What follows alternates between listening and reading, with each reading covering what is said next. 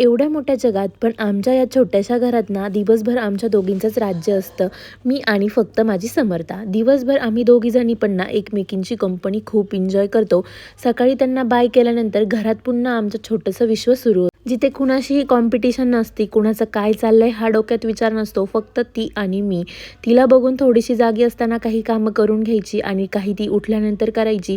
आणि मी जॉब करत असताना ना एवढीच गोष्ट लक्षात ठेवते की माझ्या कामामुळे ना समर्थाला मोबाईल किंवा टीव्हीची सवय लागू नये, म्हणून मी माझं ऑफिसचं काम तरी ती झोपलेली असताना संपवते आणि त्याच्यानंतर फक्त तिचा आणि माझा वेळ सुरू होतो. मग भांडी घासताना जे काय कामं राहिली असते ते प्रत्येक कामामध्ये तिची छोटी छोटी अशी लुडबुड चालू असते. आई झाल्यावर स्वतःचं विश्व वेगळं राहत नाही. बाळच तिचं घर, तिचं जग, तिचा कम्फर्ट झोन सुकून सगळं काही बनतं. आता मी फक्त एवढाच प्रयत्न करते, तिचं प्रत्येक हसू, तिचा प्रत्येक छोटासा क्षण मला जपायचा आहे.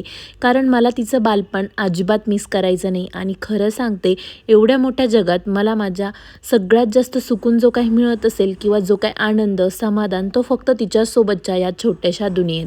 तुम्ही पण आई असून हे सगळं रिलेट करत असाल तर कमेंट करायला अजिबात विसरू नका. Thanks for watching and bye. Follow me.